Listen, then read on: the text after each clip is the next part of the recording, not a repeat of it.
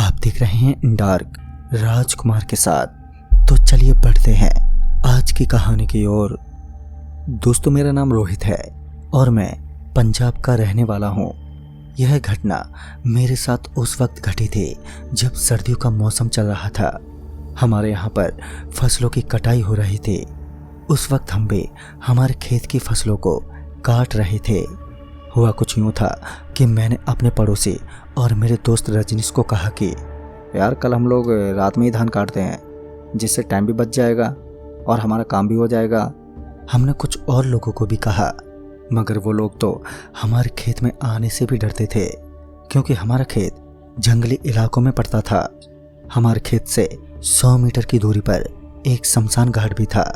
इसी वजह से रात में वहां पर जाने से सभी को डर लगता था।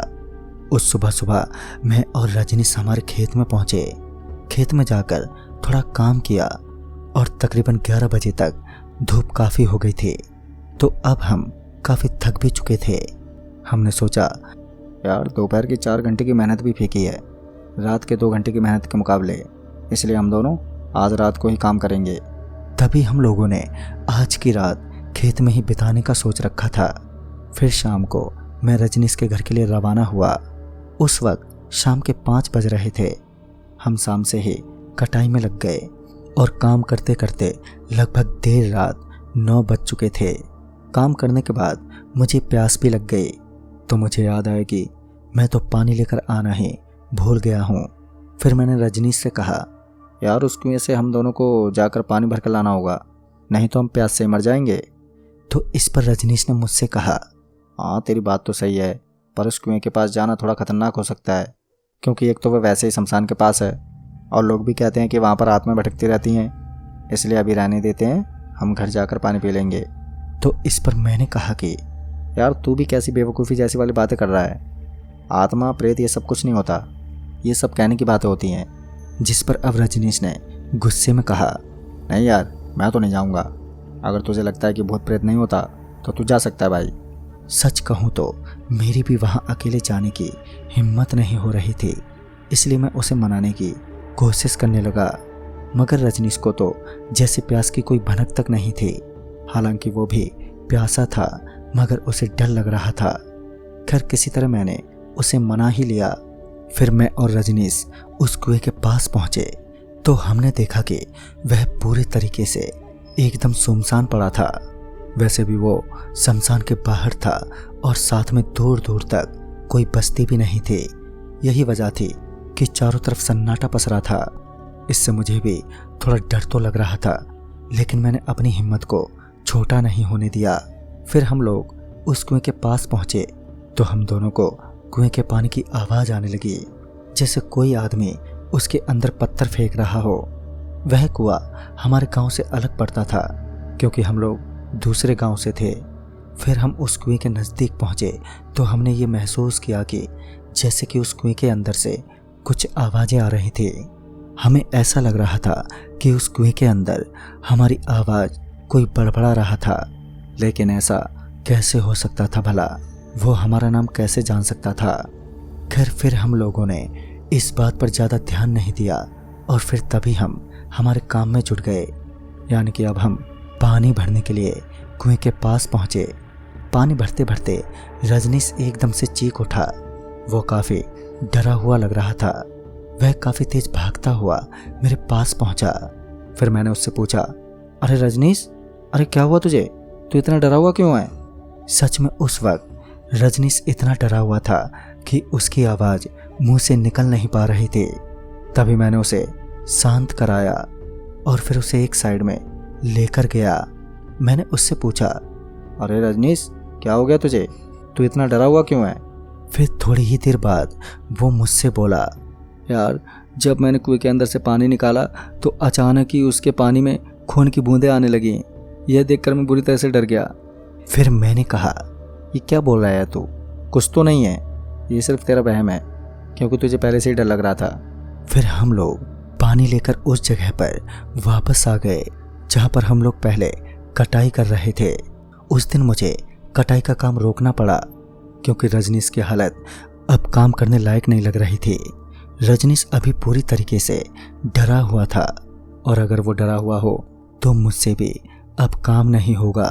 और यही सोचकर मैंने अंत में घर जाने का फैसला ले लिया।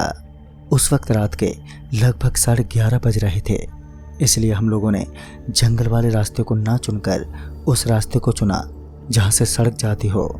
रजनीश ने बताया कि वहाँ से जाना भी ठीक नहीं है, क्योंकि कहते हैं कि वहाँ पर भी आत्माओं का वास है। अब तो मुझे रजनीश पर काफ़ी गुस्सा आ रहा था। मैंने उससे कहा, यार रहने दे, पहले तू बोला कि उस कुएं के पास से आत्मा भटकती है और वहाँ जाकर खुद भी डर गया और मुझे भी डरा दिया, लेकिन अब याद रखना मुझे भूत प्रेत से डर नहीं लगता है। मैंने उसे इतना कहा ही था कि तभी अचानक से रजनीश का व्यवहार एकदम से बदल सा गया। रजनीश भयानक आवाज में मुझसे बोला, तुझे भूत से डर नहीं लगता ना? चल आज मैं तुझे आत्माओं से परिचित कराता हूँ। उस वक्त उसकी आंखें लाल हो चुकी थी। भूतों से डरने वाला रजनीश अब ऐसी बड़ी बड़ी बातें कर रहा था कि अब मुझे उससे ही डर लगने लगा था। उसने मेरा हाथ पकड़ लिया और फिर मुझे जानबूझकर खींचते हुए उस कुएं की तरफ ले जाने लगा। मुझे उस कुएं के बारे में कई बातें अब याद आने लगी थी। तभी मैंने अपने शरीर का पूरा जोर लगाया और फिर मैं रजनीश के हाथों से निकलकर वहां से भागने लगा, मगर रजनीश गुस्से से मेरी तरफ घूरे जा रहा था। तभी अचानक से कोई भारी भरकम चीज मेरे पैर से टकराई और मैं तुरंत ही जमीन पर जा गिरा। तभी रजनीश मेरे पास भागता हुआ आया और फिर मेरे करीब आकर वो खड़ा हो गया। अभी वो मुझे अपनी भयानक और गुस्से भरी नज़रों से देखे जा रहा था। मैं उसके सामने हाथ जोड़ने लगा कि मुझे छोड़ दो, तुझे क्या हो गया रजनीश? लेकिन वो तो मेरी कहाँ सुनने वाला था। मानो वो तो अब एक शैतान बन चुका था। उसने मुझे एकदम से उठाया और फिर नीचे पटक दिया। नीचे पटकने की वजह से मेरे शरीर में काफ़ी चोटें आ चुकी थीं और मैं अपने दर्द की वजह से बुरी तरह से करा रहा था। मैं अब उसी हालत में किसी तरह वहाँ से भागने लगा, लेकिन इस बार रजनीश मेरे पीछे नहीं भाग रहा था। वह एक पत्थर के पास बैठ गया और फिर ज़ोर ज़ोर से रोने लगा।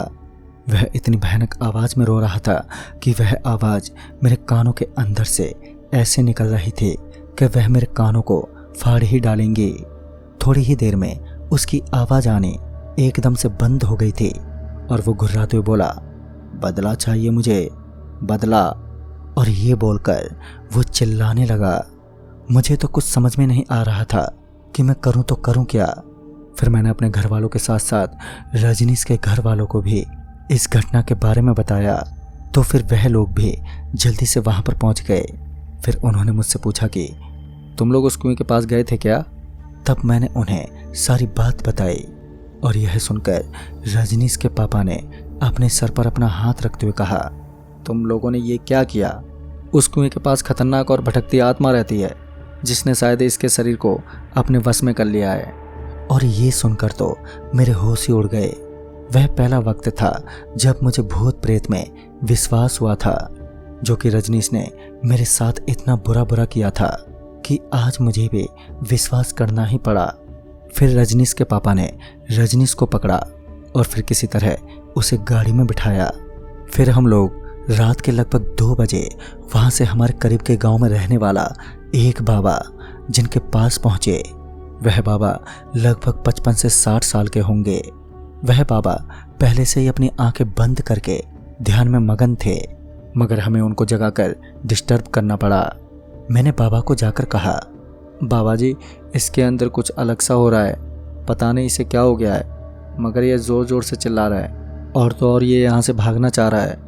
जिस पर उन बाबा ने अचानक से अपनी आंखें खोली और फिर मुझसे बोले, उस बच्चे को यहाँ पर लेकर आओ। फिर रजनीश के पापा ने रजनीश को पकड़कर बाबा के सामने पेश किया। वह बाबा एकदम से बोले, कौन हो तुम? लेकिन रजनीश कुछ नहीं बोला। तभी बाबा ने कहा कि अगर तुम कुछ नहीं बोले तब तुम पर यह राग छिड़क कर तुम्हें बहुत तकलीफ पहुंचाऊंगा। और यह सुनकर रजनीश, या फिर यूं कहें कि वो प्रेत आत्मा बुरी तरह से रोने लगी। रोने की आवाज़ किसी महिला की आवाज़ में थी। उसने कहा कि मेरा अंत मेरे ससुराल वालों ने कर दिया था। मैंने उनका कुछ नहीं बिगाड़ा था और ना ही मैंने उनके पैसे खाए थे और ना ही मैंने उन्हें परेशान किया था। मुझसे अनजाने में तिजोरी की चाबी खो गई और दहेज के पैसे गायब हो गए थे। इस लड़ाई में उन्होंने मुझे मारकर उस कुएं में फेंक दिया था। तब जाकर उसने पूरी कहानी बताई।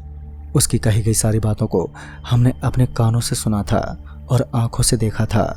बाबा ने किसी चीज़ का उस पर छिड़काव किया और कहा, इसमें इस बेचारे की कोई गलती नहीं है, ये प्यासा था, इसी वजह से ये अपनी प्यास बुझाने के लिए उस कुएं के पास गया। तभी वो आत्मा गुर्राते हुए बोली, जो मर्द उस कुएं के पास आएगा वो मरेगा। इसके बाद बाबा ने हमें बाहर जाने को कहा और फिर बाबा ने दरवाज़ा बंद कर लिया। दरवाज़ा बंद होने के लगभग 15 मिनट बाद वो दरवाज़ा खुला। अब रजनीश बिल्कुल ठीक था। इस बीते 15 मिनट में बाबा ने क्या किया था इसका अंदाज़ा हमें भी नहीं था। हालांकि अंदर से चीखें सुनाई पड़ रही थी, पर असल में क्या हुआ हमें नहीं पता। बाबा ने हमें फिर कभी उस कुएं के पास ना जाने को कहा और अब हमारी भी इतनी हिम्मत कहाँ कि हम उस कुएं की तरफ अब देख भी सकें। तो दोस्तों, इस कहानी में बस इतना ही। तब तक के लिए बाय एंड टेक केयर।